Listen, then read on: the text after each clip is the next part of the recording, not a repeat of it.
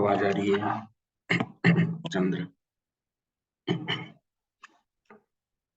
Is it audible? Okay. So last lectures में जो हम लोगों ने कवर किया है वो सिंगुलैरिटी के बारे में हम लोगों ने कवर किया। ओके, तो उसी सिंगुलैरिटी के पोर्शंस को हम थोड़ा आगे और कंटिन्यू करेंगे एंड समझेंगे रेसिड्यू क्या होता है और उसका यूज क्यों करते हैं एंड उस तरीके की चीजों को हम लोग कवर करने वाले हैं।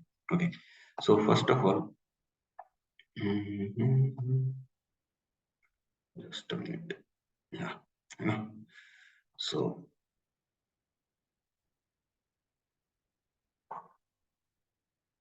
या सो सिंगुलैरिटी में हम लोगों ने एक पढ़ा था आइसोलेटेड, दूसरा पढ़ा था नॉन आइसोलेटेड। आइसोलेटेड में हम लोगों ने कवर किया था simple pole, pole with multiplicity m, and एक हमने पढ़ा था रिमूवेबल सिंगुलरिटी। ध्यान में रखिएगा कि कुछ बुक्स में रिमूवेबल सिंगुलरिटी को भी पोल्स का एक पार्ट मानते हैं। तो सम टाइम जैसे लास्ट क्लास में भी हमने एक क्वेश्चन किया था जिसमें वो singular point removable singular point था, लेकिन उस रिमूवेबल सिंगुलर पॉइंट को क्वेश्चन को उन्होंने पोल्स के तरीके से पूछा था, है ना? पोल्स के तरीके से पूछा। तो ध्यान में रखिएगा कि रिमूवेबल सिंगुलर पॉइंट को कुछ बुक्स में पोल भी कंसीडर करते हैं। ठीक है, ये चीजें मैं एक ऐड करना चाहता हूँ, वो ऐड कर लिया। अब देखो, आप लोग को पता है कि इन जनरल अगर मैं कोई इंटीग्रेशन करता हूँ f x d x from a to b, तो लेट्स से कि सर ये कोई पॉइंट है x is equal to a और यहाँ पे कोई पॉइंट है x is equal to b, है ना? और ये फंक्शन है f ऑफ x। तो ये इंटीग्रेशन एक्चुअली क्या रिप्रेजेंट करता है? ये इंटीग्रेशन एक्चुअली क्या रिप्रेजेंट करता है? तो सर एक तो आप बोलोगे कि एरिया, एक तो आप बोलोगे एरिया। याद आ रहा है कुछ?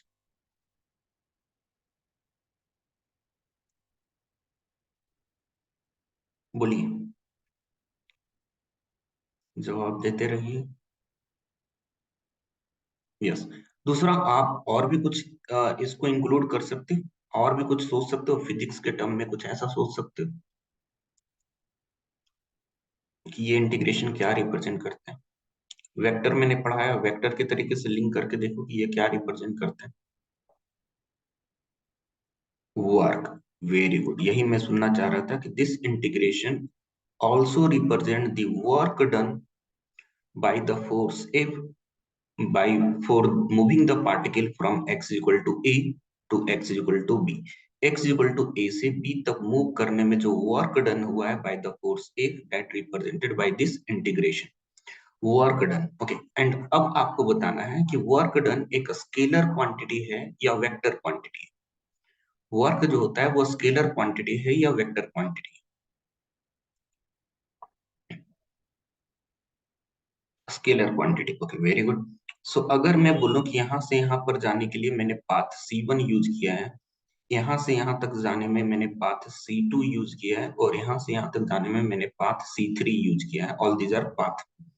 अब अगर मैं बोलूं कि इस पॉइंट से इस पॉइंट तक जाने के लिए मुझे टोटल वर्क डन निकालना है, तो मैं क्या ऐसा बोलूं कि जो वर्क C1 में हुआ होगा इन सारे वर्क को मैं ऐड कर लूं तो टोटल वर्क हो जाएंगे? Work at C1 plus work at C2 plus work at C3, ये सारे वर्क हो जाएंगे। Yes.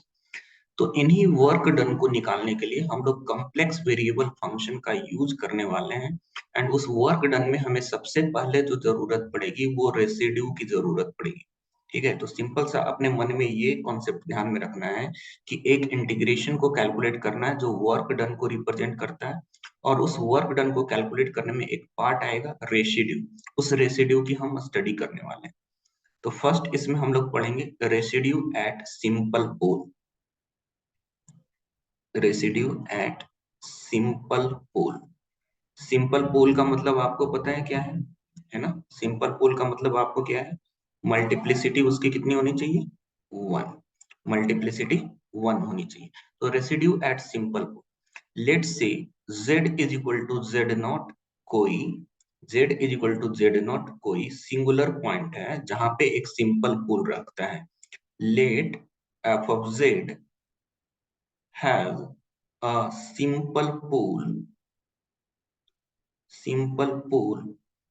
at z is equal to z naught, then residue at z is equal to z naught is given by, जो residue होगा उसको कैसे calculate करेंगे, in short हम लोग ऐसा लिख लिया करेंगे, residue at z not, okay, is equal to limit z tends to z not. Sir ये एक बार ही है, सो मैं z माइनस z नॉट लिखूंगा, जिस फंक्शन के लिए रेसिड्यू कैलकुलेट कर रहे हैं उस फंक्शन को मैं यहाँ पर लिख लूंगा, है ना। ये जो लिमिट कैलकुलेट करके आएगा उसे ही हम लोग रेसिड्यू एट z नॉट बोला करेंगे। ध्यान में रखिएगा उस दिए हुए फंक्शन में z नॉट एक ही बार होना चाहिए, वो सिंपल पोल ही होना चाहिए, एक से ज्यादा रहा तो ये फार्मूला अप्लीकेबल नहीं होगा। एग्जाम्पल के तौर पे मैं बोलता हूँ कि there is a function f of z is equal to z minus one upon z times z plus one times z plus two whole square. मैंने ऐसा फंक्शन लिया है, आपको यहाँ पर सिंगुलर पॉइंट पहले सोचना है कि सिंगुलर पॉइंट कौन कौन से है, what are the singular point, कोई बताएगा मुझे कौन कौन से सिंगुलर पॉइंट है?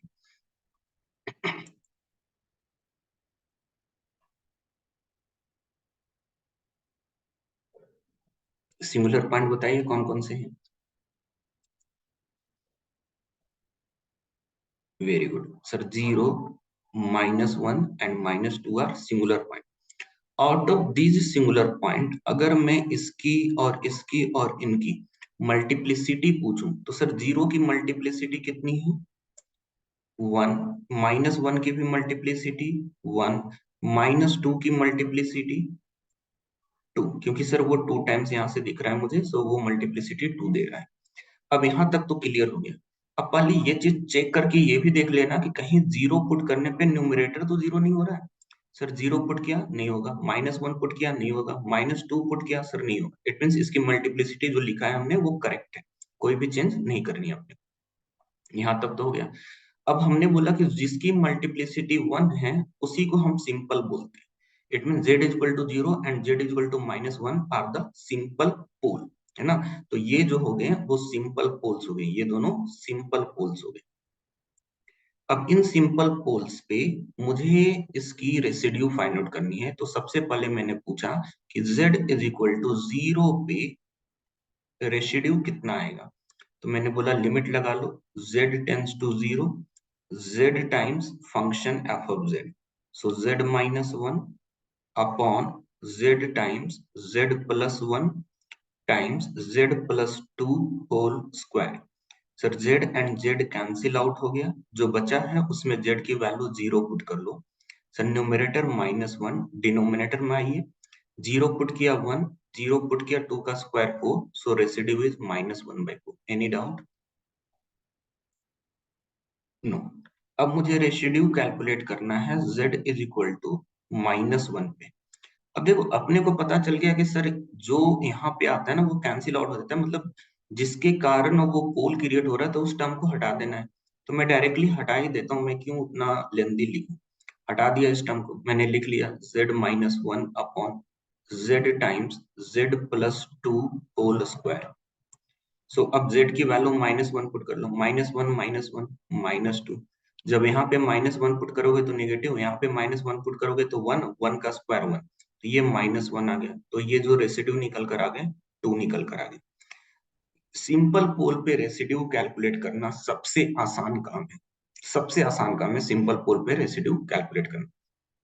Now the second part,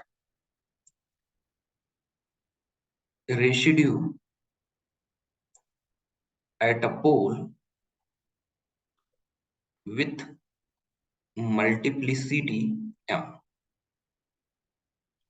multiplicity को समटाइम्स ऑर्डर भी बोला जाता है, pole of order is equal to m।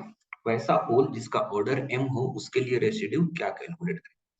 Late से z नॉट जो है वो एक पोल है और उसकी मल्टीप्लिसिटी मींस ऑर्डर m के इक्वल है, तो ऐसे टाइम पे जब रेसिड्यू कैलकुलेट करेंगे तो सबसे पहले लिखेंगे 1/m-1 का फैक्टोरियल, जितनी ऑर्डर का पोल होगा 1 बाई उतने फैक्टोरियल कर लेंगे। वो फैक्टोरियल करने के बाद मैं लिमिट लगाऊंगा, limit z tends to z not, okay. उसके बाद जितनी टाइम यहाँ पर लिखा हुआ है उससे 1 माइनस टाइम डिफ्रेंसिएशन करेंगे,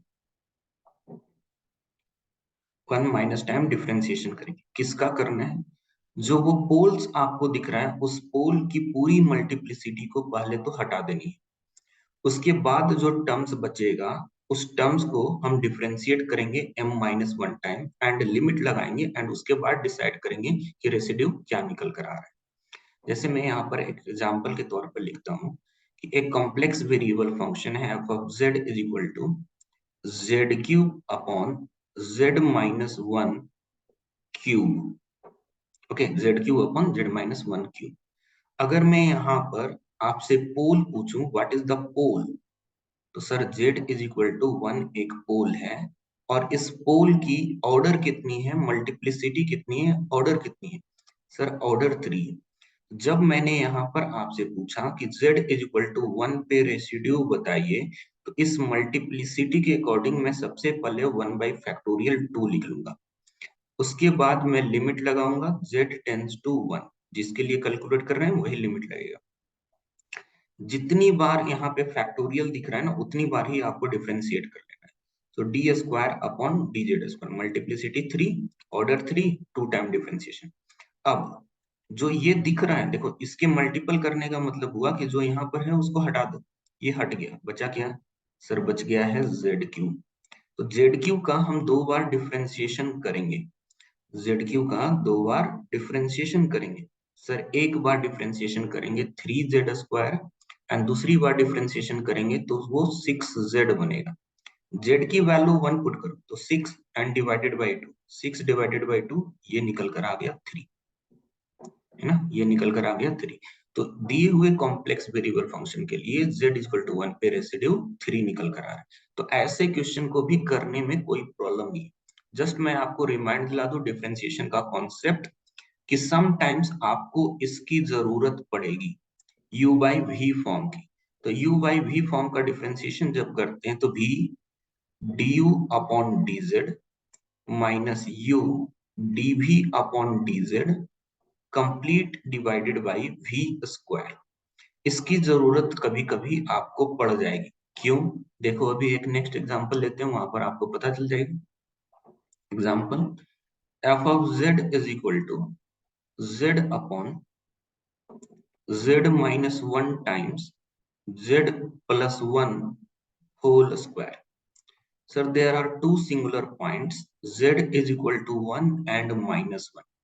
अगर मैं इस वाले की मैं बात करूं तो ये जो सिंगुलर पॉइंट आपको दिख रहा है इसकी ऑर्डर 1 है, मल्टीप्लिसिटी 1 है, और दूसरा वाला जो आपको दिख रहा है उसकी मल्टीप्लिसिटी जो है वो 2 है, मतलब उसका ऑर्डर 2 है। तो सर सिंपल वाले के लिए अगर मुझे रेसिड्यू निकालना है तो आपको आंसर देना है कि z इक्वल टू 1 पे रेसिड्यू कितना आएगा। चाहो तो पेन चला लो, नहीं चलाना है तो डायरेक्टली ऑब्जर्व करके आंसर दे दो। सिंपल पोल का आंसर करने में कोई टाइम नहीं लगना चाहिए। सर इसके कारण सिंपल पोल है, इसको हटाया, उसके बाद पुट क्या करना है, वही नंबर पुट करना है। 1, 1 प्लस 1 2, 2 स्क्वायर 4, 1 डिवाइडेड बाई 4। तो 1 पे रेसिड्यू 1/4 आ गया। अब मुझे रेसिड्यू कैलकुलेट करनी है -1। जब मैं -1 पे रेसिड्यू कैलकुलेट कर रहा हूँ तो उसका ऑर्डर देख रहा हूँ, सर ऑर्डर 2 है, इट मीन्स 1/1 फैक्टोरियल। मुझे लिमिट लगाना पड़ेगा z टेंस टू -1, जितनी बार फैक्टोरियल उतनी बार डिराइवेटिव, उतनी बार डिराइवेटिव। सर जिसके कारण वो पोल है उस टर्म को हटा दीजिए, जो बच रहा है उसी को डिफरेंशिएट करना है। सो z अपॉन z माइनस 1, मुझे इसका डिफरेंशिएशन करना है। फैक्टोरियल 1 की वैल्यू 1 होती है, लिखने की कोई जरूरत नहीं। So limit z tends to -1, इसको u बाई b के फॉर्मेट में डिफरेंशिएशन करना पड़ेगा। z माइनस 1, z का differentiation 1 minus z, z minus 1 का differentiation 1 upon denominator square, so z minus 1 square.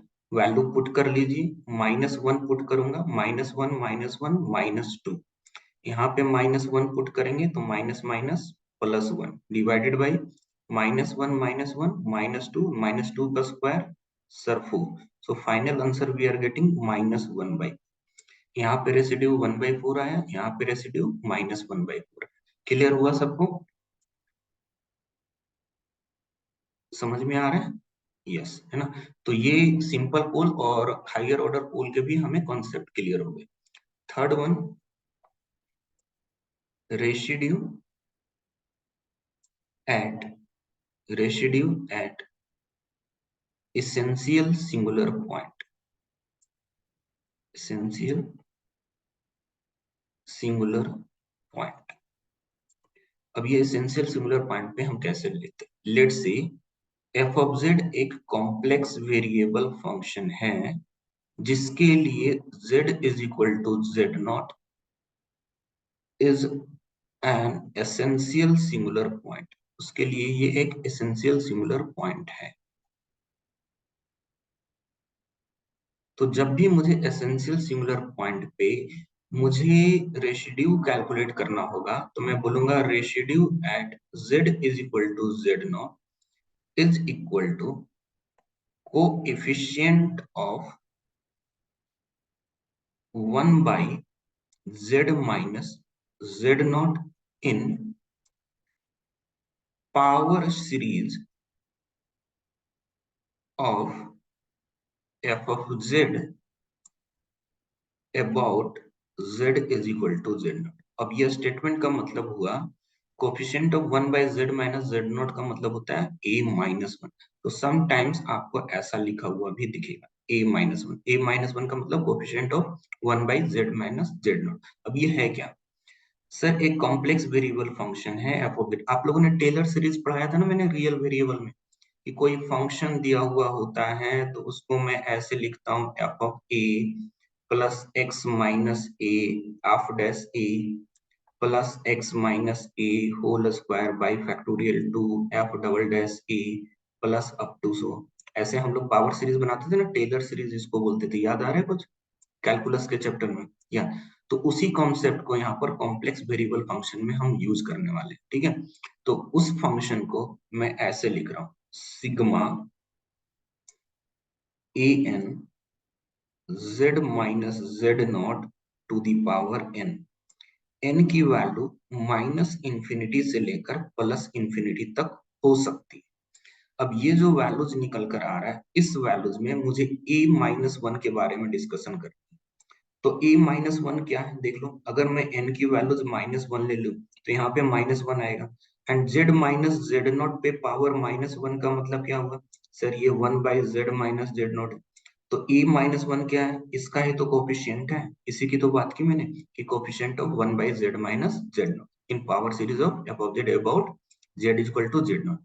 अब सर ऊपर जो रेसिड्यू जितने भी पड़े हो ना, ऊपर जो रेसिड्यू जितने भी पड़े हो वो पूरा का पूरा फार्मूला इसी पावर सीरीज के कॉन्सेप्ट से ही जनरेट हुआ है, लेकिन उसको शॉर्ट में करके बता दिया गया है वहां पर। और यहाँ पर जो है सर एसेंशियल होने के कारण मैं ऐसे फार्मूले में कन्वर्ट नहीं कर पा रहा था, इसलिए हमने इसका हेल्प लिया है डिफिनीशन का। तो actual definition of residue is this one वाले। यही जो है वो एक्चुअल डिफिनीशन है रेसिड्यू का। ऊपर वाले जो है सब इसी के पार्ट्स हैं, डेवलप किए हुए हैं ना। अब इसके ऊपर भी एग्जांपल कुछ करते हैं। Let's see f of z कोई कॉम्प्लेक्स वेरिएबल फंक्शन है z square times e raise to 1 by z. Just let me know if there is any singular point. Just सोच समझ कर बता दीजिए कि क्या कोई सिंगुलर पॉइंट है इस कॉम्प्लेक्स वेरिएबल फंक्शन के लिए।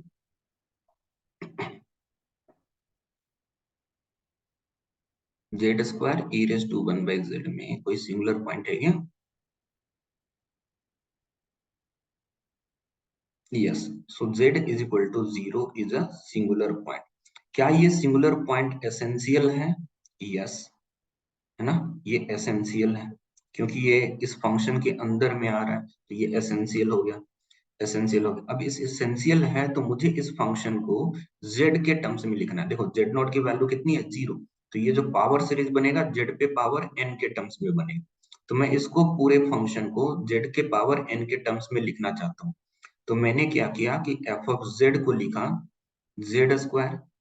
इसका मुझे पावर सीरीज पता है 1 plus 1 by Z plus 1 by 2 factorial Z square plus 1 by 3 factorial Z cube plus up to so, ऐसा मैंने लिख लिया।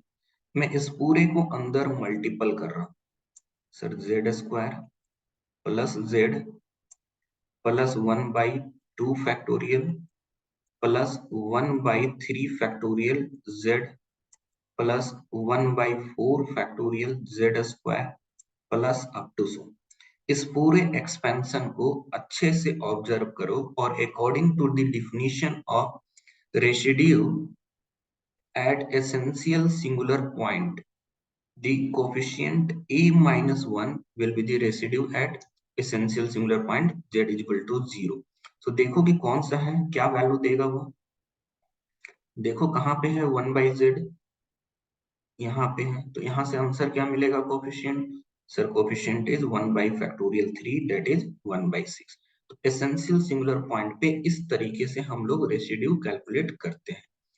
एक और एग्जांपल ले लेते हैं। F of z is equal to sine 1/z minus 1, sine 1/z-1। सबसे पहले सोच समझ कर बताइए कि क्या कोई सिंगुलर पॉइंट है, और अगर है तो वो क्या है।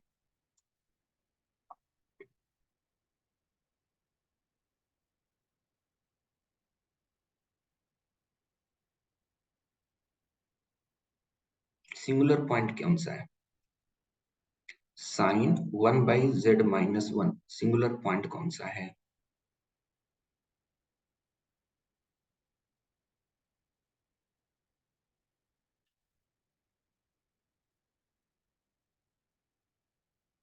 Sir z is equal to 1 is a singular point. अब ये सिंगुलर पॉइंट एसेंशियल होगा क्योंकि साइन ट्रिगोनोमेट्रिक फंक्शन के वो अंदर में आ गया। अब ऐसा अगर है तो दिए हुए फंक्शन को एफ ऑफ जेड को मुझे कैसा लिखना पड़ेगा। सर मुझे लिखना पड़ेगा sigma a n z-1 to the power n के टर्म्स में, मुझे ऐसा लिखना पड़ेगा, तभी जाकर हमारा काम बनेगा, है ना। n की वैल्यू माइनस इन्फिनिटी से इन्फिनिटी के बीच में कुछ भी हो सकती है, लेकिन मुझे इस सीरीज को ऐसा लिखना है। तो सर बहुत ही आसान है, मुझे साइन z का एक्सपेंशन पता है, z-z³ by factorial 3 plus up to so. अगर इस दिए हुए फंक्शन का मैं पावर सीरीज लिखना स्टार्ट करूं तो z की जगह 1/z-1 है, तो मैंने लिख लिया 1/z-1 minus 1/3 1/z-1 cube plus up to so. मुझे चाहिए 1/z-1 का coefficient, so residue at z is equal to 1 is equal to a minus 1। what is the coefficient of 1/z-1। Sir 1/z-1 मुझे यहाँ पे दिख गया, और इसके कारण जो रेशिड्यू निकल कर आएगा डेट रेशिड्यू विल बी 1, वो रेशिड्यू 1 निकल कर आ गया। कोई डाउट नहीं होना चाहिए इन सब में। ओके, एक और एग्जांपल लेते हैं। F of z is equal to sine z upon z-1। Sir फिर से एक singular point z is equal to 1 दिख रहा है मुझे, and this singular point is essential. अब एसेंशियल सिंगुलर पॉइंट है तो सर मुझे एक्सपेंड करके सॉल्व करना पड़ेगा। तो जब मैं इसको एक्सपेंड करना है तो मुझे कैसे लिखना है। सर मुझे जो लिखना है sigma n is equal to minus infinity to infinity a n z-1 पे पावर n। जब मैं इसको डायरेक्ट करूंगा ना तो डायरेक्ट कैसा दिखेगा sir, z-z upon z-1 minus 1/3 z/z-1 का क्यूब प्लस अप टू। तो क्या ये ऐसा टर्म है क्या, नहीं है, क्योंकि सर यहाँ पर z आ रहा है, यहाँ पे z आ रहा है, पहले मुझे इसको एडजस्ट करना पड़ेगा। जब तक मैं इसको एडजस्ट ना करूं तब तक काम नहीं बनेगा अपना। तो अब उसको एडजस्ट करना है, कैसे एडजस्टमेंट होगी उसको ऑब्जर्व कीजिए, क्योंकि ये सब चीजें जब तक एक बार क्वेश्चन खुद से सॉल्व नहीं करोगे, सामने देखोगे नहीं कि क्या चल रहा है, तब तक समझ में नहीं आएगा कि एग्जाम्स में क्या करने होते हैं। सो साइन, देखो न्यूमरेटर जो पार्ट है ना, मुझे न्यूमरेटर वाले पार्ट को ही एडजस्ट करना है, न्यूमरेटर वाले पार्ट को ही एडजस्ट करना है। तो न्यूमरेटर वाले पार्ट को एडजस्ट करने के लिए मैंने यहाँ पर बनाया z-1 प्लस 1 अपॉन z-1, ऐसा करने से बेनिफिट क्या हुआ कि सर ये पूरा टर्म देखो z माइनस वन के टर्म्स में आ गया। इसी को थोड़ा और एडजस्ट कर लीजिए, इसको इससे डिवाइड किया तो वो 1 आ रहा है, और इसको इससे डिवाइड किया तो 1/z माइनस वन आ रहा है। अब इसको पहले सॉल्व करना है, तब जाकर हम रेशिड्यू निकाल पाएंगे। तो इसको सॉल्व करने के लिए मुझे कुछ ट्रिगोनोमेट्रिक फार्मूले का यूज करना पड़ेगा। कौन सा ट्रिगोनोमेट्रिक फार्मूला हेल्प करेगा हमारा यहाँ पे? Sir sine A plus B का फार्मूला क्या होता है? Sine A into cos B plus cos A into sine B. Very good, very good डिकेशन। तो ये वाला फार्मूला हम यहाँ पे यूज करने वाले हैं। तो चलो इस फार्मूले को यूज कर लेते हैं। मैंने लिख लिया यहाँ पर sine one into cos 1/z minus one plus cos one into sine 1/z minus one. अब देखो यहाँ के बाद अपने को टाइम कंज्यूम नहीं करना है, ठीक है। सो z इक्वल टू 1 पे रेसिड्यू चाहिए। क्या आप इसका एक्सपेंशन करोगे तो उनमें 1/z माइनस वन आएगा? अगर आप इसका एक्सपेंशन करोगे तो क्या 1/z माइनस वन आएगा? नहीं। तो सर यहाँ से मुझे 0 मिल गया। प्लस जब आप इसका एक्सपेंशन करोगे तो क्या 1/z माइनस वन आएगा? अभी ऊपर किया था, आया है सर। उसका कोफिशिएंट क्या है? 1। उसका कोफिशिएंट क्या है? 1। और ये 1 किसके साथ मल्टीपल होगा? cos 1 के साथ। तो यहाँ से दूसरे वाले से मिल गया cos 1। So finally residue we are getting is cos 1। तो इस फंक्शन के लिए जो रेसिड्यू मिला है मुझे cos 1 मिला है, ठीक है। तो ऐसे ऐसे कॉन्सेप्ट्स बनते हैं रेसिड्यू के। तो रेसिड्यू का हमने पूरा कॉन्सेप्ट अभी तक किया। एक और कॉन्सेप्ट मैं दे रहा हूं, उसको ध्यान से समझना। Residue at z is equal to infinity. कितने लोगों ने कॉम्प्लेक्स पहले कभी पढ़ा है? किसी भी यूट्यूब चैनल, इधर उधर ट्यूशन क्लासेस वगैरह ये सब में? यस, पढ़ाया गया है रेसिड्यू एट इंफिनिटी। इंफिनिटी पे रेसिड्यू निकालने पढ़ाया गया है? नहीं पढ़ाया गया, ठीक है। सो दो तरीके की चीज मैं बताऊंगा। सबसे पहले लेट समझ लीजिए आप कि सर हम किसी इस बाउंड्री में वर्क डन निकालने वाले हैं। इसमें कोई वर्क डन है W, और हमारा ये जो बाउंड्री है ना वो इमेजिनरी बाउंड्री है, और इस इमेजिनरी बाउंड्री को मैं इंफिनिटी बोल रहा हूँ। आपको पता है कि एनर्जी जो होता है वो कंजर्वेटिव होता है, एनर्जी लॉस्ट नहीं होता है, एनर्जी सेव नहीं होता, कुछ नहीं, वो जितना है वो उतना ही रहेगा। मतलब कंजर्व रहता है वो, मतलब उसकी वैल्यू ऊपर नीचे नहीं होता, इधर से गया तो यहाँ आ जाएगा, यहाँ से जाएगा तो यहाँ पर आ जाएगा, मतलब वो सेव रहता है, इस तरीके से बोल सकते हैं, कंजर्व रहता है। तो ये जो वर्क डन है ना, ट्रांसफर होता है, सिर्फ सही बोल रहे, ट्रांसफर वर्ड है। तो यहाँ से यहाँ चला जाएगा, यहाँ से यहाँ चला जाएगा, ऐसे। तो मैं अगर पूरी बाउंड्री को कंसीडर कर लूं तो मैं ऐसा बोल सकता हूँ सर, अगर पूरी बाउंड्री में वो वर्क डन पूछूं तो पूरी बाउंड्री के लिए including infinity, work done including infinity, तो ये वर्क डन इंक्लूडिंग इंफिनिटी कितना आने वाला है?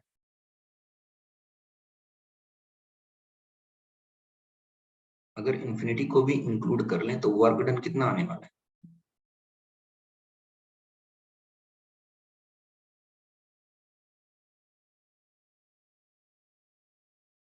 इसमें कोई W वर्क डन हो रहा है और यहाँ पे इंफिनिटी है, मैं पूरे इंफिनिटी को भी कंसीडर कर लूं तो सर इसको वर्क करने में जो एनर्जी आया होगा, जो एनर्जी यूज हुआ होगा, वो कहाँ से आया होगा?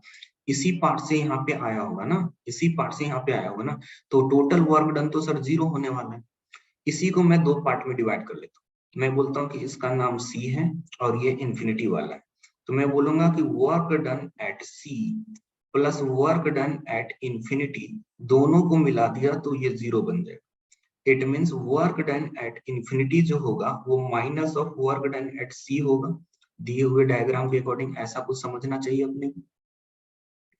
वर्क डन एट इंफिनिटी जो होगा वो minus of work done at C होगा, है ना। ठीक है, चलो यहाँ तक तो समझ में आ गया। इसका यूज करेंगे जब हम इंटीग्रेशन पढ़ा रहे होंगे ना, तो वहां पर यूज करेंगे, ठीक है। अभी यहाँ पर सिर्फ फार्मूले फार्मूले की तरह लिख के मैं छोड़ दूंगा। So residue at z is equal to infinity is equal to minus of sum minus of sum residue of F of Z. Residue of F of Z, residue of F लिख देता हूँ, उसी से समझ लेना फंक्शन का residue. उस function के जितने भी अदर सिंगुलर पॉइंट हैं उन सभी पॉइंट्स के लिए z is equal to z i. जितने भी सिंगुलर पॉइंट हैं उन सभी के लिए मैं रेसिड्यू को कैलकुलेट करके अगर उनको ऐड कर दूं, उसमें नेगेटिव साइन लगा दूं, तो वो इन्फिनिटी पे वर्क डन दे देगा। ये नेगेटिव क्यों आया वो भी मैंने आपको बता दिया। यहाँ पे सम क्यों किया, क्योंकि रेसिड्यू एक वर्क डन देता है और वर्क डन एक स्केलर क्वांटिटी है, तो मैं सारे वर्क डन को क्या कर रहा हूँ, ऐड कर रहा हूँ। सारे वर्क डन को क्या कर रहा हूँ, ऐड कर रहा हूँ यहाँ पे, ठीक है। सो वो वर्क डन का एक पार्ट है, इसमें कुछ मल्टीपल हो जाएगा तो वो वर्क डन दे देगा। वो क्या मल्टीपल होगा वो हम लोग आगे सीखेंगे जब इंटीग्रेशन पढ़ रहे हैं। अभी सिर्फ रेसिड्यू रेसिड्यू पे वर्क कर रहे हैं। अब एक क्वेश्चन दे रहा हूं मैं यहाँ, ठीक है। जब तक एग्जाम्पल के थ्रू नहीं समझोगे ना तब तक पता नहीं चलेगा। So z minus one, z plus one upon z times z minus one.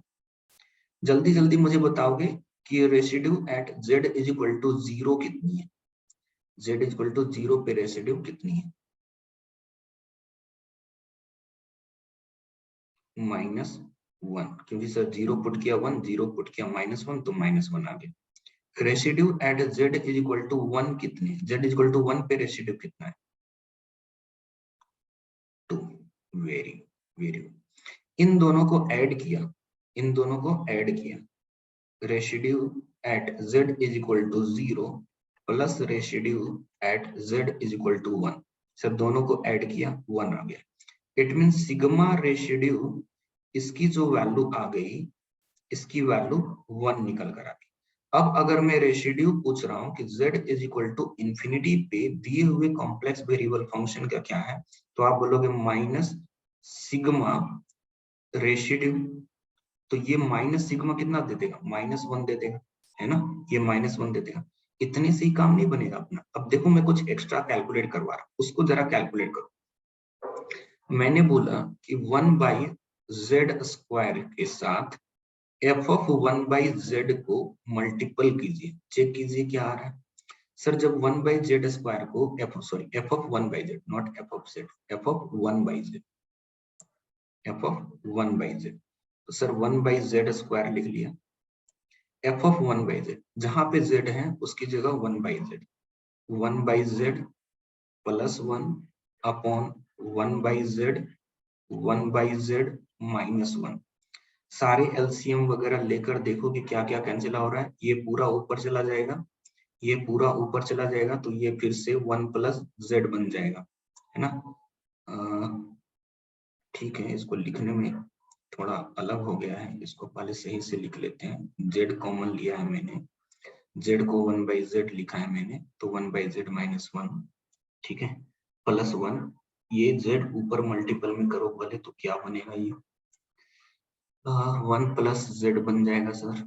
और क्या बनेगा, इससे एक z ऊपर जाएगा तो एक और z चला गया, और ये बन गया वन माइनस जेड।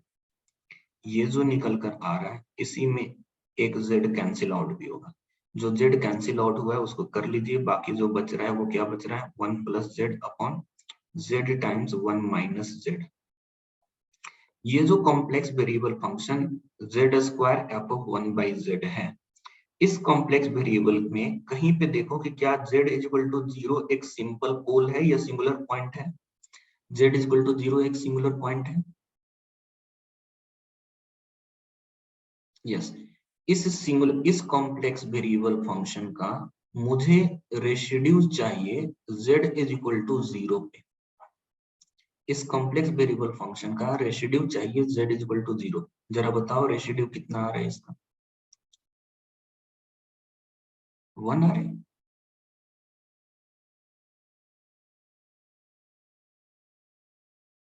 वन आ रहा है।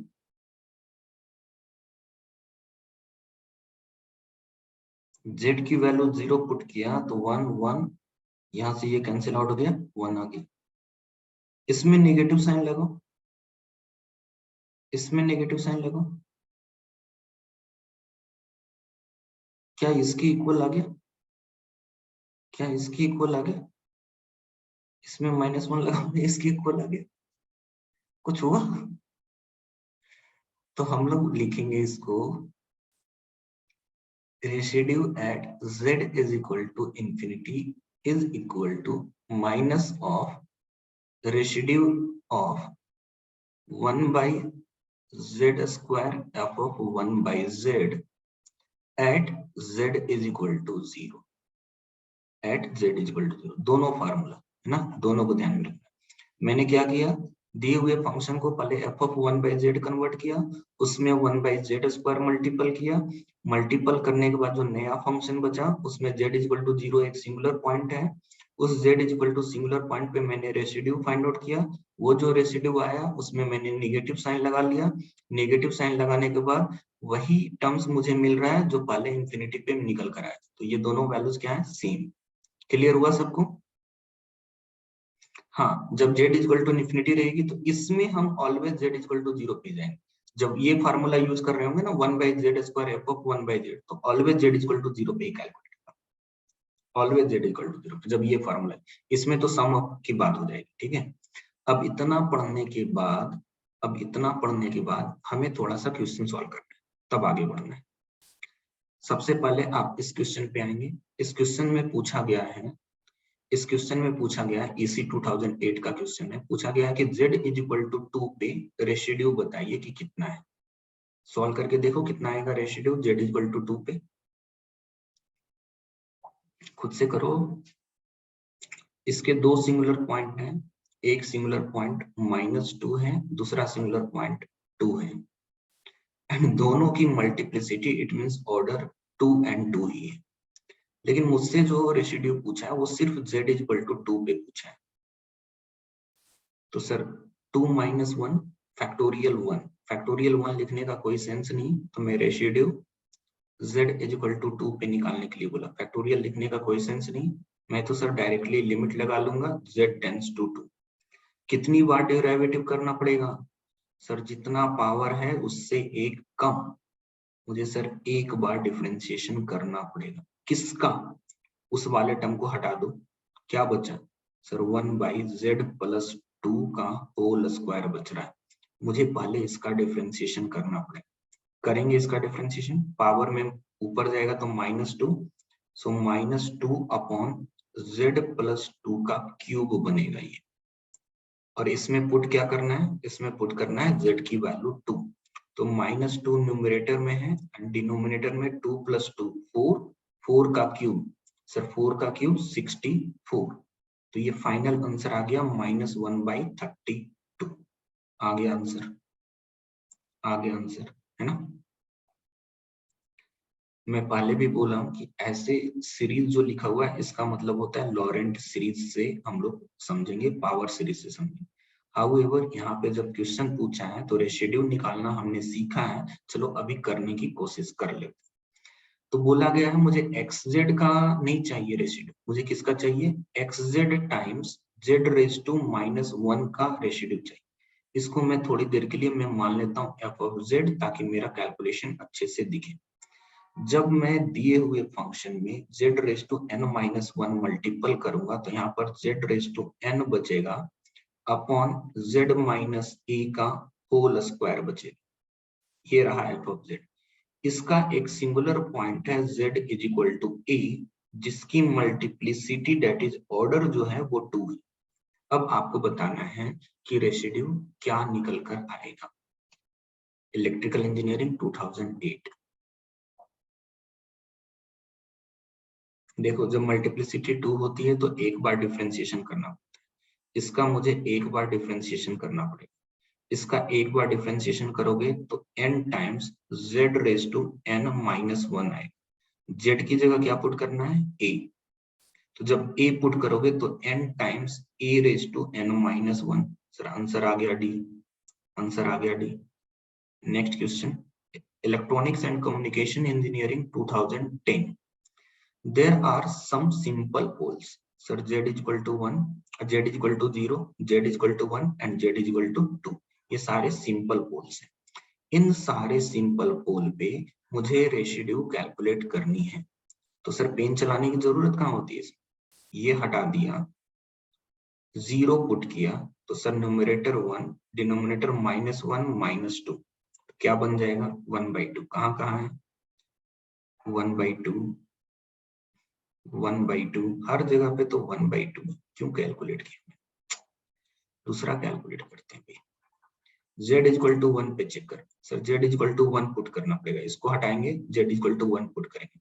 1 - 2 -1, 1 -1, ये कितने देंगे? सर 1 देगा। कौन सा ऑप्शन गया? सी। लग रहा है ऐसा, लेकिन ये नहीं बोला कि कंसेक्यूटिव कौन सा है, इसलिए मुझे चेक करना पड़ेगा, क्योंकि 1 यहाँ पे भी है और 1 यहाँ पे भी है, तो मुझे इन दोनों में कॉन्ट्राडिक्ट हो रहा है, इसलिए मैं थर्ड वाला भी चेक कर लूंगा पहले, उसके बाद रिस्क नहीं लूंगा मैं। तो मैंने थर्ड वाला भी चेक किया। जब थर्ड वाला चेक कर रहे हैं तो क्या मिल रहा है? सर z इक्वल टू 2 को रिमूव करेंगे, 2 पुट करेंगे, 1 - 4 अपॉन 2 टाइम्स 1, तो ये बन गया -3/2। सर सी ही आ रहा है ना? तो C is the correct answer. C is the correct answer. देखो स्टूडेंट्स, कहाँ पे गलतियां करते हैं ना, उन चीजों को भी समझने की बहुत जरूरत होती है। जैसे कि मैं एक क्वेश्चन यहाँ पर लिख लेता हूँ। एक कॉम्प्लेक्स वेरिएबल फंक्शन है f of z is equal to z upon 1 minus z. Sir there is a singular point z is equal to 1 और वो एक सिंपल पोल है। इस सिंपल पोल के लिए मुझे रेशिड्यू निकालना है। कोई बताओगे क्या रेशिड्यू होगा इसका?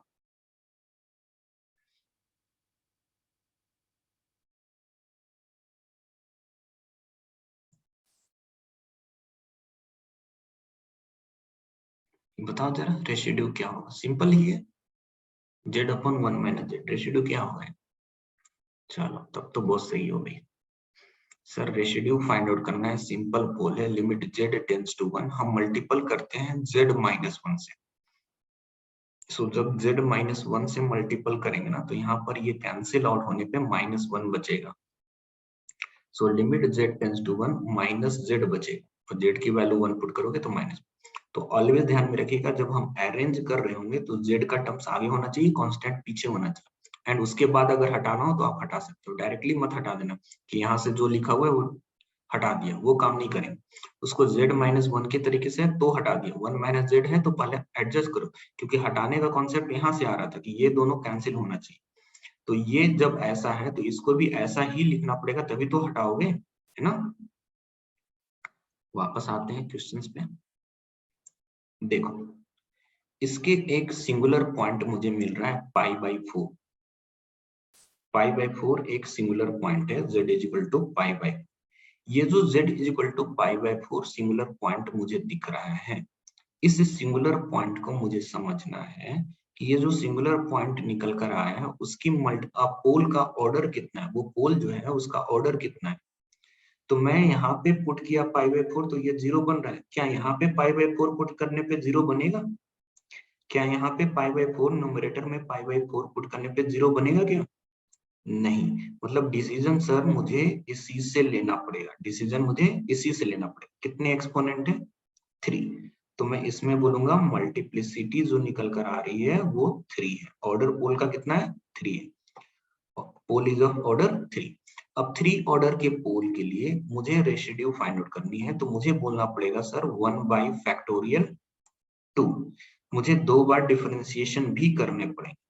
किसका 2 बार डिफरेंशिएशन करना है? इसको हटा दीजिए, जो बचा है उसका sin रेज टू 4 z का 2 बार डिफरेंशिएशन करना है।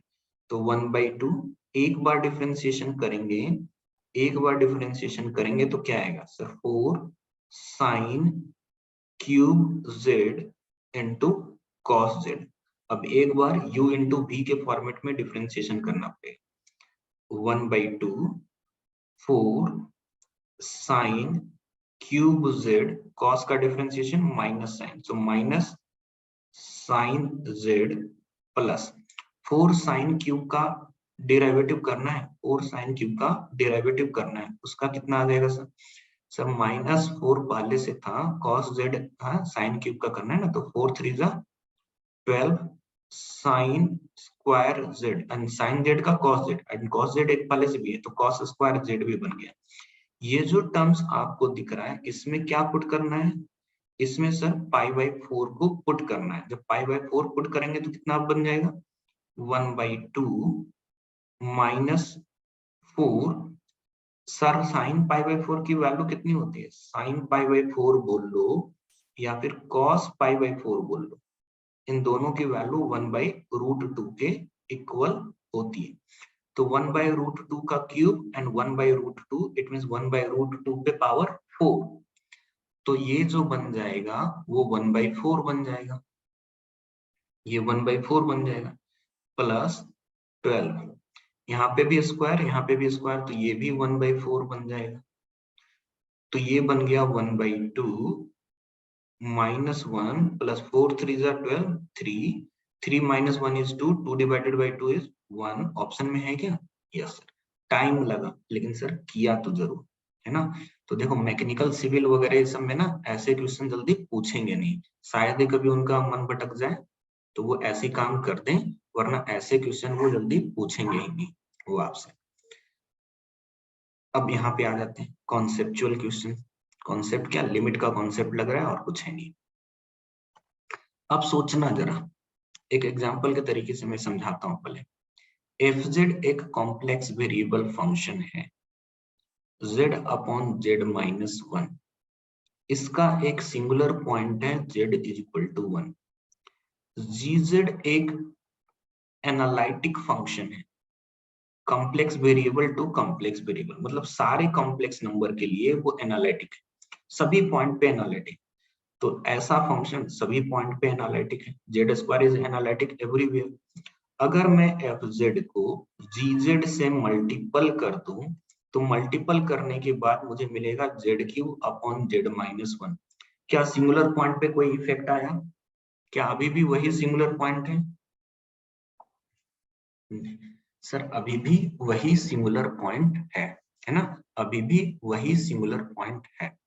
अच्छा, अगर मैं कुछ ऐसा ले लेता, देखना जरा, अगर मैं कुछ ऐसा ले लेता सर z माइनस 1 का स्क्वायर, तो क्या होता, सर अगर मैं ऐसा ले लेता तो सिंगुलर पॉइंट पे इफेक्ट आ जाएगा। देखो क्या आ जाएगा, sir z times z minus 1 बन जाएगा, z टाइम्स z माइनस 1 बन जाएगा क्यों। अब तो सर सिंगुलर पॉइंट रिमूव हो गया। तो दोनों कंडीशन हो सकते हैं कि मल्टीपल करने के बाद वो सिंगुलर पॉइंट हो और मल्टीपल करने के बाद वो सिंगुलर पॉइंट रिमूव हो जाए, दोनों कंडीशन हो सकते हैं। तो इस वाले में अगर थोड़ी देर के लिए मानकर चलिए कि मल्टीपल करने के बाद वो सिंगुलर पॉइंट रहा भी, तो हमें तो सर लिमिट लगाना पड़ता है रेसिड्यू के लिए। तो रेसिड्यू बोला गया है मतलब सिंगुलर पॉइंट है, तो limit z tends to 0, z times f of z times g of z divided by limit z tends to 0 f of z times f of z।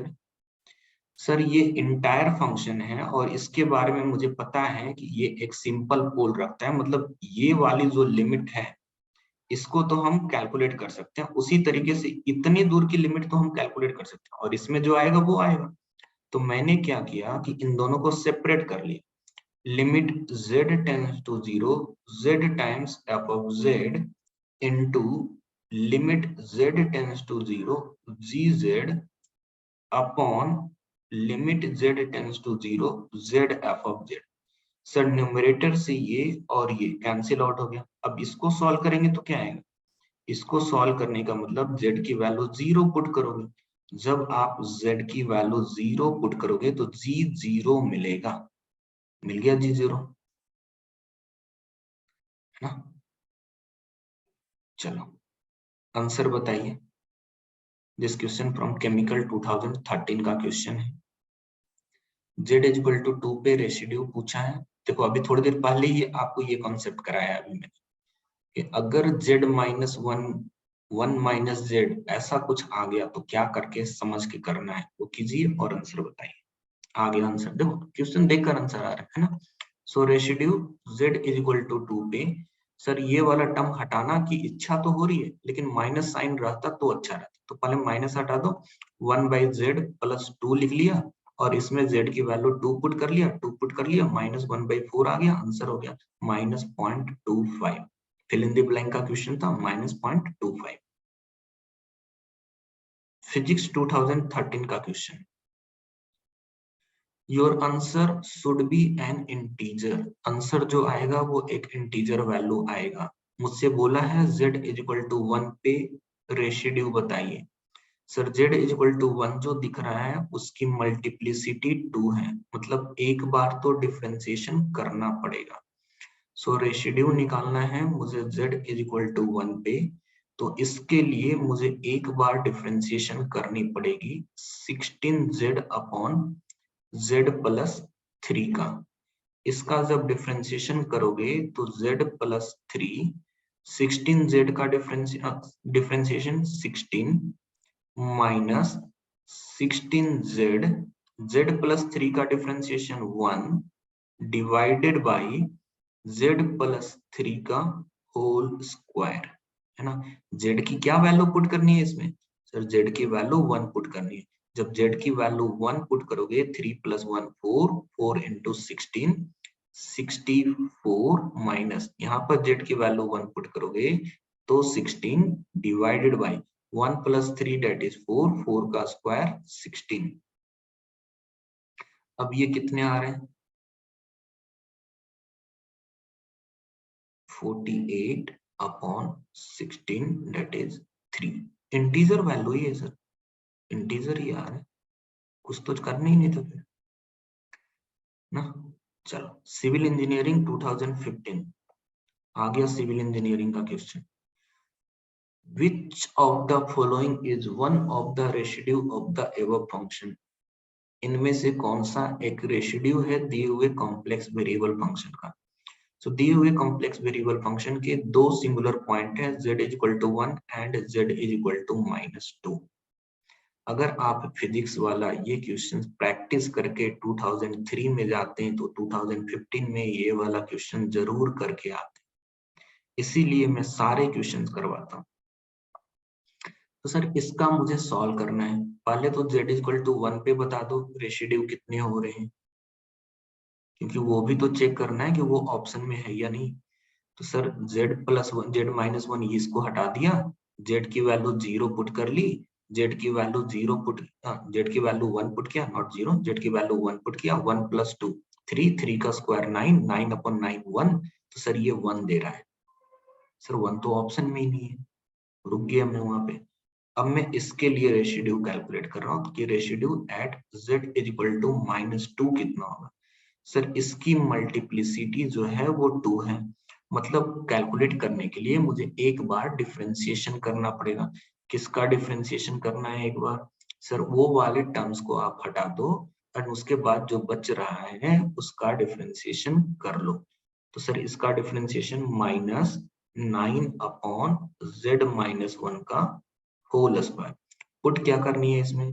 Sir z की value -2 put करनी है, तो -9 upon -2 -1 -3 and उसका square 9, 9 upon 9 cancel, so -1। Answer A आ गया, answer A आ गया। देखो ईसी 2016 में मैं आज भी आपको आते सबसे पहले वो चीज बोला था कि कुछ बुक्स में रिमूवेबल सिंगुलर पॉइंट को भी पोल कंसीडर करते हैं, रिमूवेबल सिंगुलर पॉइंट को भी पोल कंसीडर कर रहे हैं। देखो यहाँ पे भी क्या लिखा हुआ है, पोल, जबकि ये क्या है, रिमूवेबल सिंगुलर पॉइंट है। क्यों सर? क्योंकि इसमें z की वैल्यू 0 पुट करोगे तो ये साइन 0 अपॉन 0 ऐसा बनेगा, ये 0/0 के फॉर्म पे है ना। तो ये रिमूवेबल टाइप का है, रिमूवेबल टाइप का। और इसी में आपको अलर्ट रहना है, इसी में आपको अलर्ट रहना है रिमूवेबल वाले। तो इसको सॉल्व करना ज्यादा आसान नहीं है कि सीरीज से मैं सॉल्व करूं, चाहो तो दोनों तरीके से सॉल्व कर सकते हो, लेकिन गलती कहाँ पे होती है वो मैं बता रहा हूँ। ये जो z इज इक्वल टू 0 पोल बताया गया है, इस पोल की मल्टीप्लिसिटी बता सकते हो क्या है? इसकी मल्टीप्लिसिटी बता सकते हो कि क्या है? कहाँ पे गलती होती है वो पता चलेगा। मल्टीप्लिसिटी बताओ कितनी है इसकी? 2। देखो मैंने यही बोला ना कि अपनी गलती कहाँ होती है वो पता चल जाएगा। आपने बोला 2, अच्छा आपने 2 इसलिए बोला क्योंकि सर यहाँ से मुझे z की 2 बार 0 0 दिख रही है, अगर मैं z की वैल्यू 0 पुट करूं तो क्या यहाँ पे भी 0 मिलेगा? अगर z की वैल्यू 0 पुट कर दो तो क्या ये भी 0 मिलेगा? यस। तो सर ये तो रिमूवेबल है ना, तो इसमें अलर्ट रहना है। एक बार तो वो कैंसिल आउट कर देगा ना, एक बार तो वो कैंसिल आउट कर रहा है। तो सर ये पता कैसे करेंगे कि कैंसिल आउट? तो साइन जेड के एक्सपेंशन में ऐसा होता है ना, z minus z cube by factorial 3 plus up to so. तो इससे कितने जेड कॉमन लोगे? सर एक जेड कॉमन आएगा, एक जेड कैंसिल आउट हो गया। अब कितनी जेड बचे? सर अब एक जेड बचे हैं। अब एक जेड बचा है तो इसकी मल्टीप्लिसिटी कितनी होगी?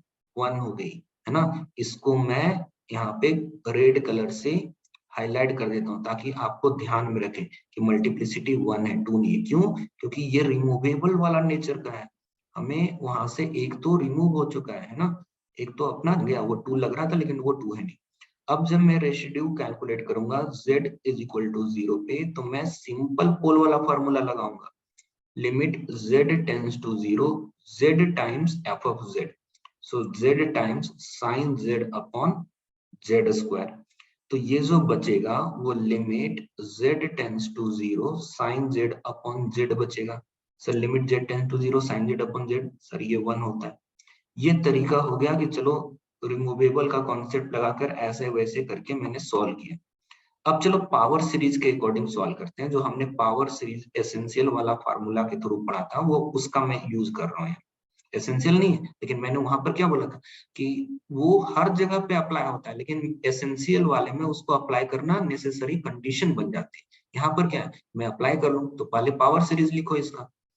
किसके अबाउट लिखना है? सर जेड इक्वल टू 0 के अबाउट लिखना है। इट मीन मुझे कुछ ऐसा लिखना है, a n z raise to n, n की वैल्यू माइनस इंफिनिटी से इंफिनिटी तक कुछ भी हो सकती है। तो मैं बोलूंगा साइन जेड के एक्सपेंशन को जेड स्क्वायर से डिवाइड कर लो। तो सर साइन जेड का expansion z minus z cube by factorial 3 plus up to so, इसको जेड स्क्वायर से डिवाइड किया, इसको जेड स्क्वायर से डिवाइड किया तो z upon z square 1 by z, z cube upon z square, sir z upon factorial 3 plus up to so. अब इसमें मुझे कलेक्ट क्या करना है? मुझे कलेक्ट करना है 1 बाई जेड का कोफिशिएंट। क्या 1 बाई जेड का कोफिशिएंट 1 है? यस, रेशिड्यू वही है। तो हम ऐसा भी सोचकर क्वेश्चन कर सकते हैं। क्लियर? नाउ इस क्वेश्चन पे आइए। ईसी 2017 का क्वेश्चन है, इलेक्ट्रॉनिक्स एंड कम्युनिकेशन इंजीनियरिंग 2017 का क्वेश्चन। हाँ हाँ। अच्छा, दो रेशिड्यू कैलकुलेट करने के लिए बोला है अलग अलग, एक 4 पे और एक -1 पे। 4 पे कैलकुलेट करेंगे तब तो सर इसमें 4 पुट कर लो, 4 प्लस 1 5, 5 का क्यूब 125। देखो कहाँ पे है, खत्म हो गया क्वेश्चन। क्या करें यार, मतलब बनाया बहुत अच्छा क्वेश्चन लेकिन उसने ऑप्शंस ऐसे रखे ना कि मतलब देखो एक यहाँ पे मैच कर रहा है, एक मुझे यहाँ पे मैच कर रहा है। अब बचा क्या सर? z इक्वल टू -1 पे, तो इसका डिफरेंशिएशन 1 बाई जेड -4 का डिफरेंशिएशन एक बार करेंगे सर, -1 बाई जेड -4 का होल स्क्वायर। सर दूसरी बार डिफरेंशिएशन करेंगे minus minus plus 2 upon z -4 का क्यूब। पुट क्या करना है? पुट क्या करना है सर? -1 पुट करना है। -1 पुट करेंगे, -1 पुट करेंगे -5, तो 2 अपॉन, है ना, और ये 3 था तो रेसिड्यू निकालेंगे तो 1 बाई फैक्टोरियल 2 करेंगे तो सर ये 2 और 2 कैंसिल आउट हो जाएगा, -1 बाई 25 है, ये आ जाएगा। फिनिश हो गया। आ रहा है सबको समझ में?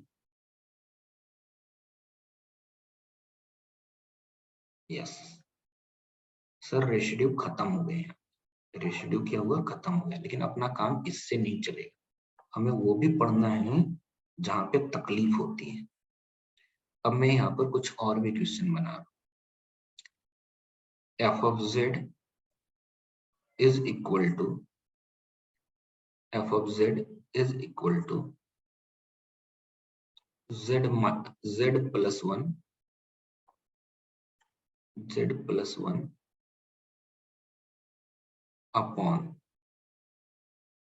Z raise to 7 z -1।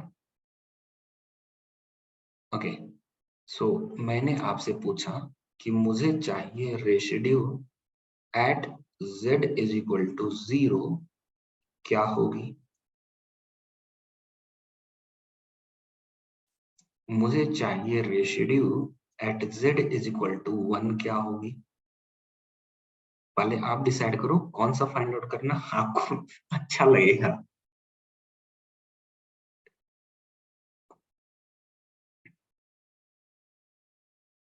कौन सा फाइंड आउट करना चाहोगे पहले?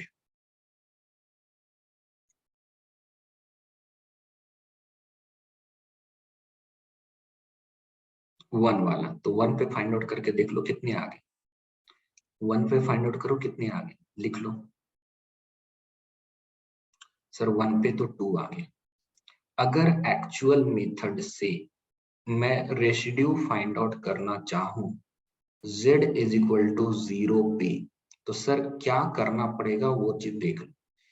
कितनी बार है इसकी मल्टीप्लिसिटी? सर इसकी मल्टीप्लिसिटी 7 है, तो मैं 1/6 लिखूंगा। मैं लिमिट लगाऊंगा z टेंस टू 0। कितनी बार डिफरेंशिएशन है?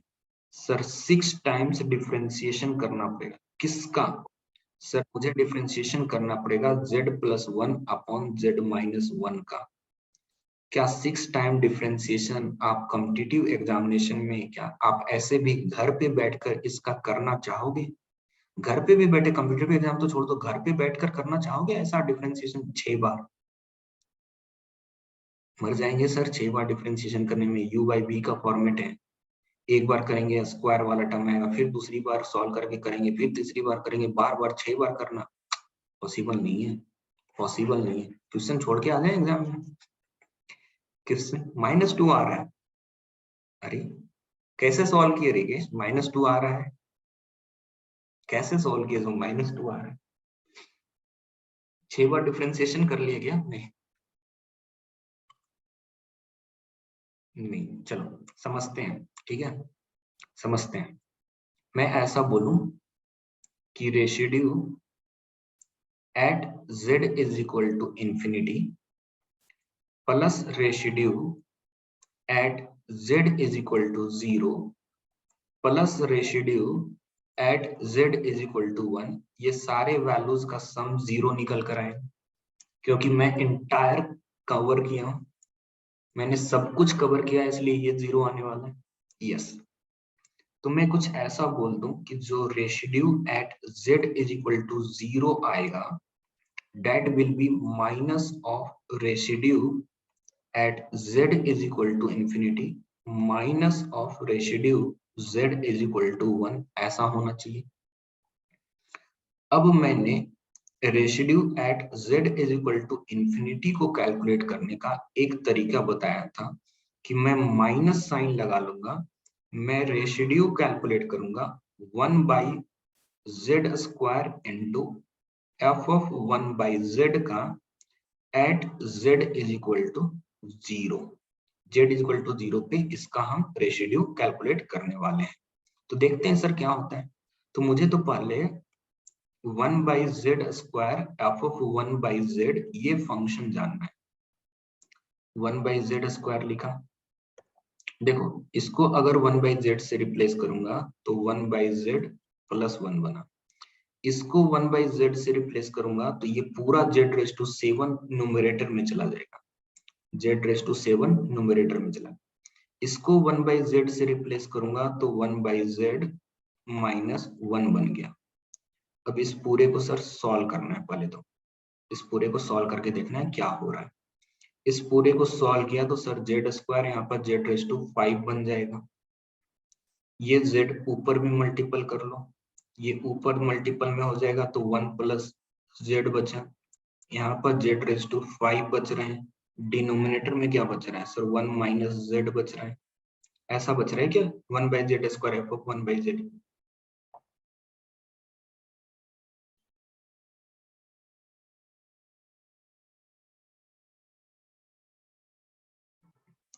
यस, अब इसका मुझे z इज इक्वल टू 0 पे रेसिड्यू चाहिए, इसका मुझे z इज इक्वल टू 0 पे रेसिड्यू चाहिए। आपको याद है कुछ ऐसा series? 1 minus z raise to minus 1 है, तो मैं इसको ऐसा लिख सकता हूँ 1 plus z square plus up to so time. yes. इसको भी आप न्यूमरेटर में लेके चले जाओगे तो ये पूरा जेड का ही टर्म बचेगा। 1 बाई जेड कहीं पे आएंगे क्या? 1 बाई जेड कहीं पे आएगा क्या? नहीं। मतलब अगर मैं आपसे रेशिड्यू पूछ दूं, रेशिड्यू for z is equal to 0 to the complex variable function this one, तो ये रेशिड्यू मैं लिखूंगा limit z tends to 0, z tends to 0, z times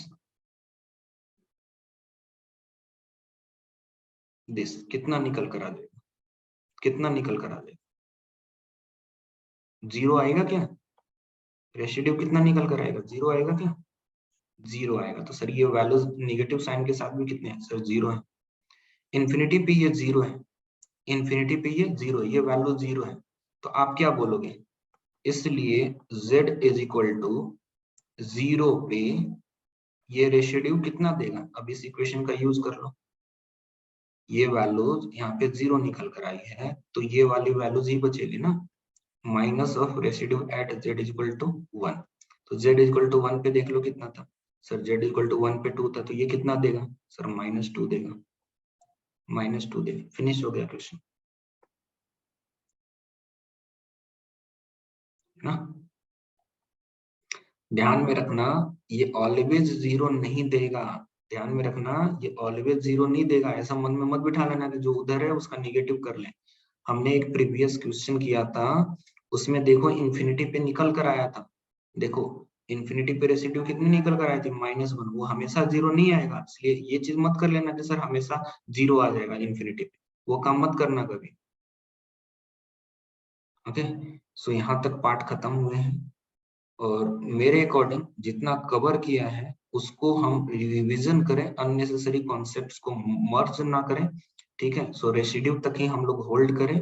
हम लोग इंटीग्रेशन पढ़ेंगे, जैसे ये इंटीग्रेशन है, और इस पूरे में रेसिड्यू का बहुत ही यूज आने वाला है। हर जगह पे रेसिड्यू की बात होगी, जहां पे भी सॉल्व कर रहे होंगे ना, तो हर जगह पे रेसिड्यू की बात होगी।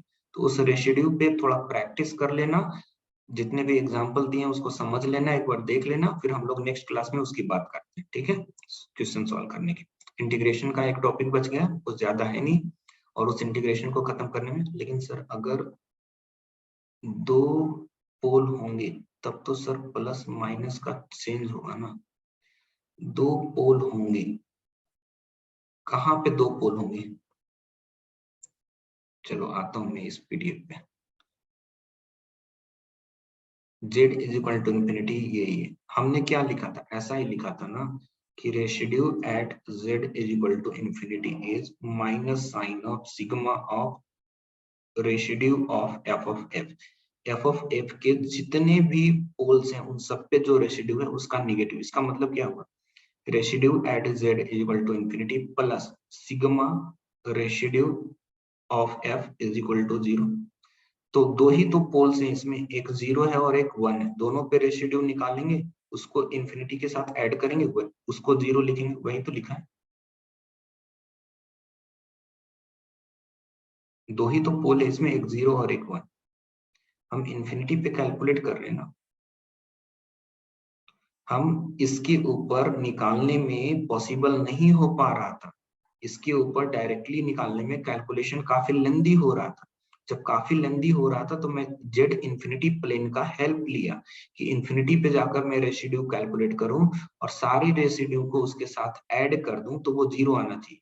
तो उससे मुझे पता चला कि जब मैं z इक्वल टू 0 पे रेसिड्यू फाइंड आउट करूंगा तो मैं लिखूंगा माइनस साइन इन्फिनिटी पे रेसिड्यू, -1 पे इन्फिनिटी, 1 पे रेसिड्यू।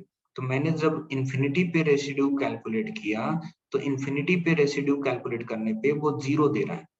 तो मैं बोल दिया कि 0 पे जो रेसिड्यू आएगा वो निगेटिव ऑफ z ऑफ 1 पे रेसिड्यू हो जाएगा, क्योंकि ये वैल्यू 0 हो गई। तो बचा क्या? ये वाला पार्ट।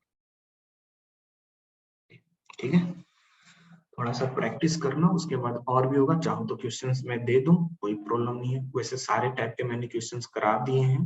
प्रैक्टिस करना है तो थोड़ा सा अपने लेवल के अकॉर्डिंग प्रैक्टिस कर लो। e raised to 1 by z upon z minus 1, ये एक ले लो। इसमें दो सिंगुलर पॉइंट हैं, एक z इज इक्वल टू 0 और एक है z इज इक्वल टू 1। दोनों पे आपको रेसिड्यू फाइंड आउट करनी है। ये अच्छा क्वेश्चन है, ठीक है। इसको सॉल्व करने के लिए आपको इस सीरीज का हेल्प लेना पड़ेगा, तभी जाकर ये क्वेश्चन में z इक्वल टू 0 पे निकलेगा। क्योंकि इसका तो पावर सीरीज लिख लोगे, इसका पावर सीरीज न्यूमरेटर में ले जाके लिखना पड़ेगा। e raise to 1 by z 1 minus z raise to minus 1। जब इसको 1 माइनस जेड लिखोगे तो निगेटिव साइन लगाना पड़ेगा। ये बन गया अपना f ऑफ z। अब इसका एक्सपेंशन लिखना पड़ेगा, कैसा? 1 plus z square plus z cube plus up to so. तो मैं क्या करूंगा, निगेटिव साइन, इसको एक्सपेंड करूंगा sir, 1 plus 1 by Z plus 1 by factorial 2 z square plus up to so. इसका मल्टीपल ये वाला है, 1 plus z square plus z cube. Sir a minus 1 calculate करना है, क्योंकि यही हमें रेसिड्यू देता है z इज इक्वल टू 0 के लिए, यही रेसिड्यू देगा। तो जब इसको कैलकुलेट करेंगे, ये 1 किसी के साथ मल्टीपल में हो जाए कोई फर्क नहीं पड़ेगा। ये 1 बाई जेड जब 1 के साथ मल्टीपल होगा तो मुझे 1 बाई जेड मिलेगा। It means coefficient minus sine के साथ 1 आया। जब ये 1 बाई जेड जेड स्क्वायर के साथ होगा तो सर 1 बाई जेड नहीं मिलेगा। लेकिन जब 1 by z square 1 by z square इस जेड के साथ मल्टीपल, ध्यान से समझना, जब इस वाले टर्म्स को मैं इसके साथ मल्टीपल करूंगा तो सर 1 बाई जेड दिखेगा। और उस 1 बाई जेड का कोफिशिएंट कितना होगा सर? उस 1 बाई जेड का कोफिशिएंट 1 बाई फैक्टोरियल 2 बन जाएगा। प्लस ध्यान से देखते जाइएगा sir, 1 by factorial 3 Z cube भी तो होगा आगे। तो 1 बाई जेड क्यूब जब इस जेड स्क्वायर के साथ मल्टीपल में जाएगा तो सर 1 बाई फैक्टोरियल 3 बनेगा, प्लस 1 बाई फैक्टोरियल 4 बनेगा, प्लस अप टू सो बनेगा। अब याद कीजिए sir, e raise to z क्या होता है? 1 plus z square by factorial 2 plus z cube by factorial 3 plus up to so. इसमें z की वैल्यू 1 पुट करेंगे तो क्या बनेगा sir? 1 plus 1 by factorial 2 plus 1 by factorial 3 plus up to so. जरा इसको ऑब्जर्व करना, क्या यही है हमारे ब्रैकेट में? हाँ सर, यही है ब्रैकेट में। तो इस 1 को इधर लेकर आ जाइए, इस 1 को इधर लेकर आएंगे, निगेटिव साइन लगा लेंगे, माइनस है e minus 1। It means 1 minus e residue निकल कर आया z equal to 0। z equal to 1 पे रेसिड्यू कितना आएगा सर? ये तो सिंपल है, ये तो सिंपल है, इसमें तो कोई प्रॉब्लम ही नहीं है। ये वाला टर्म हटा दो, जेड की वैल्यू 1 पुट कर लो। जेड की वैल्यू 1 पुट किया, कितने आ गए सर? ई आ गए, ई आ गए, है ना? ई आ गए। ऐसे ऐसे काम किया करते हैं,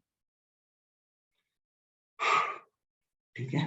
सो चलो, ये क्वेश्चन भी मैंने कराए दिया, नोट डाउन कर लेना। और क्या मैं बोलूं, लिख दो कुछ क्वेश्चन, प्रैक्टिस करोगे?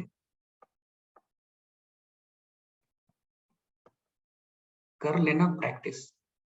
साइन 1 बाई जेड, वैसा ही सिंपल क्वेश्चन रखा है, वैसा ही क्वेश्चन रखा है, सिर्फ साइन का फंक्शन दे दिया, z माइनस 1, है ना? कैलकुलेट करना। एक और रख देता हूं मैं, एक तो बहुत ही सिंपल रख देता हूँ, z minus 1 z plus 1 z minus pi. Simple वाला भी कर लेते हैं, है ना? f of z square 2 minus z f of z is equal to z upon 2 minus z cube, है ना? ऐसे क्वेश्चंस कर सकते हो। ये थोड़ा हो गया, टेस्ट सीरीज वगैरह में दिख सकता है, एमए के पेपर में दिख सकता है, एक्जी के पेपर में दिख सकता है ना? टेस्ट सीरीज वगैरह में दिख सकते हैं, मैकेनिकल सिविल वगैरह में पूछ नहीं सकता है। पूछ दिया तो ठीक है, हाँ आईएएस के एग्जामिनेशन में पूछ सकते हैं, उसका लेवल है, गेट का लेवल नहीं है। चलो, मिलते हैं नेक्स्ट क्लास में। कुछ पूछना है किसी को, कुछ डाउट है? गुड नाइट, चलो।